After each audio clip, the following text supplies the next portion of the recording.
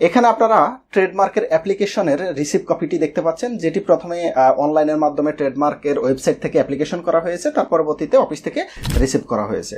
তো এখন প্রশ্ন হচ্ছে যে এই অ্যাপ্লিকেশন রিসিভ কপি দিয়ে আমি আমার পণ্যের লোগোর পাশে টিএম কত বছর পর্যন্ত ব্যবহার করতে পারবো বা কতদিন পর্যন্ত এই অ্যাপ্লিকেশন রিসিভের মেয়াদ থাকবে। দেখুন, যখন ট্রেডমার্কের আপনি অনলাইন অ্যাপ্লিকেশন করলেন, অ্যাপ্লিকেশন করার পরবর্তীতে এটি কিন্তু 3-4 মাসের মধ্যে এক্সামিনে চলে যাবে। এক্সামিনার আপনার লোগোতে কোনো আপত্তি আছে কিনা বা লোগোটি আপনাকে দেওয়ার মতো কিনা সে সমস্ত ব্যাপারগুলো কিন্তু উনি যাচাই বাছাই করে আপত্তি থাকলে সেই আপত্তি লেটার আপনাকে ইস্যু করবে এবং সেই আপত্তি লেটারের ভিত্তিতে কিন্তু আপনাকে জবাব দিতে হবে। আর যদি আপত্তি না থাকে সেক্ষেত্রে উনি জার্নালের জন্য প্রকাশের জন্য আপনাকে অর্ডার ইস্যু করবে। সেখানে আপনাকে বিজি প্রেসে গেজেট করার জন্য বা প্রকাশ করার জন্য আপনাকে কিন্তু ফিটি দিয়ে পরবর্তী স্টেপগুলো মুভ করতে হবে। এখন উদ্যোক্তারা যে সমস্যাটি বা যে ভুলটি করে, এই অ্যাপ্লিকেশন রিসিভ কপি দিয়েই কিন্তু তারা দীর্ঘদিন যাবত বছরের পর বছর তারা চলতে থাকে, শুধু লোগোর পাশে টিএম ব্যবহার করে। এখন নির্দিষ্ট সময় পরে দেখা যাচ্ছে যে এই ট্রেডমার্কের অ্যাপ্লিকেশন কপিটি সর্বোচ্চ দেখা যাচ্ছে 1 বছর পর্যন্ত আপনি এটি দিয়ে চলতে পারবেন।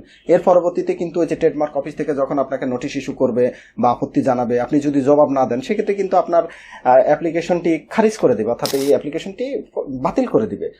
তো মূল ব্যাপারটা হচ্ছে যে আপনারা এই অ্যাপ্লিকেশন দিয়ে কতদিন চলা যাবে এটির কোনো সুনির্দিষ্ট উত্তর না থাকলেও এটি বলবো যে আপনারা যখন অ্যাপ্লিকেশন করবেন আপনারা পণ্য আপনাদের মার্কেটে চালান, পাশাপাশি কিন্তু আপনারা ট্রেডমার্ক অফিসে খোঁজ খবর রাখবেন যেন পরবর্তী স্টেপগুলো আপনারা প্রপারলি করে আপনারা পূর্ণাঙ্গ নিবন্ধন পান। কেননা পূর্ণাঙ্গ নিবন্ধন ফেলে কিন্তু আর লাইসেন্সটি বাতিল হবে না। এর পরবর্তীতে আপনার 10 বছর পর পর ফাইলটি শুধু নবায়ন করতে হবে এবং খুব কম খরচে কিন্তু আপনারা 10 বছর পর পর আপনার ট্রেডমার্কটি নবায়ন করতে পারবেন।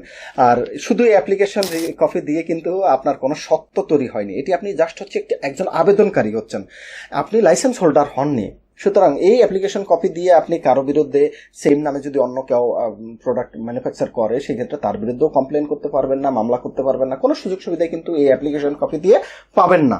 সুতরাং এই অ্যাপ্লিকেশন কপি দিয়ে হয়তো বা 1 বছর পর্যন্ত আপনি বিনা বাধায় চলতে পারবেন, কিন্তু বেশি দিন না।